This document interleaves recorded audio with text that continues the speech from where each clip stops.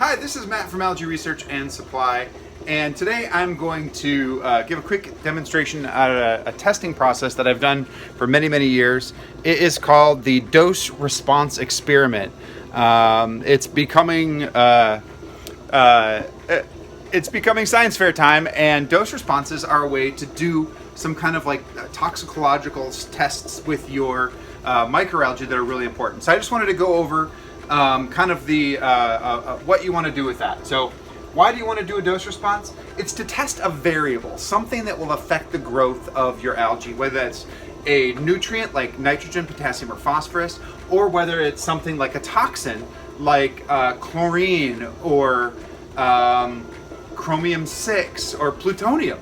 You know, whatever you've got in the garage that could possibly leak out and affect the environment. You want to know how it's going to affect, in a dose fashion, going up and down in dose, the variable, that's the variable is the chemical, and the range of exposure on a test parameter. So, can I get a seshi stick?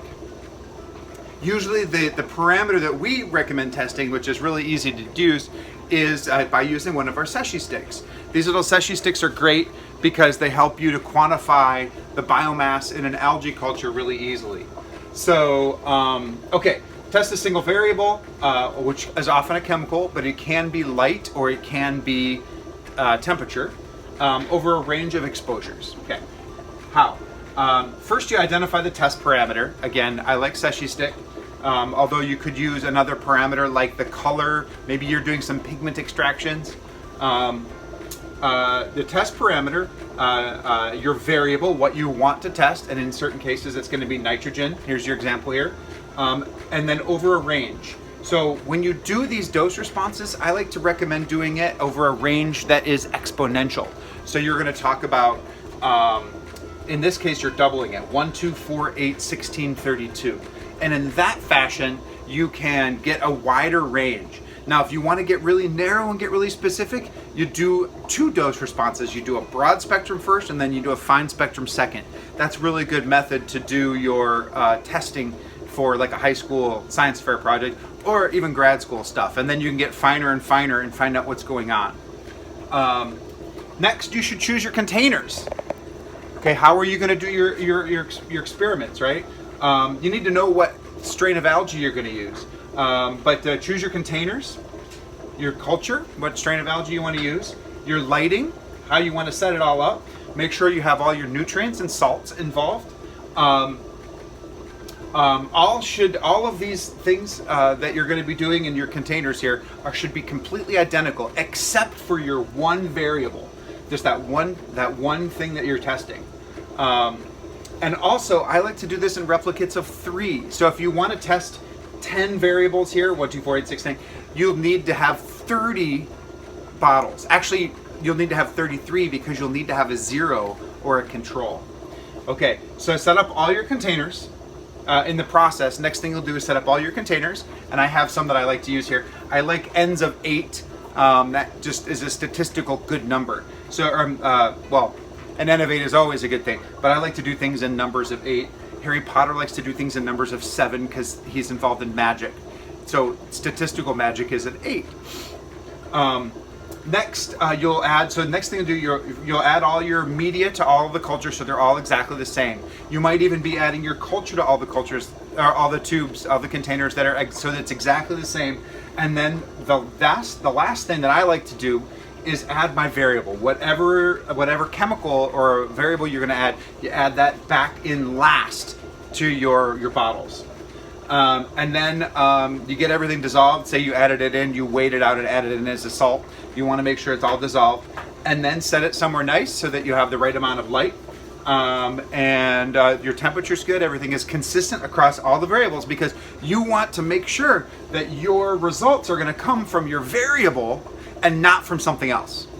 Which is why if we did this and I set up 8 of them, I would actually need 8, 16, 32 bottles set up here.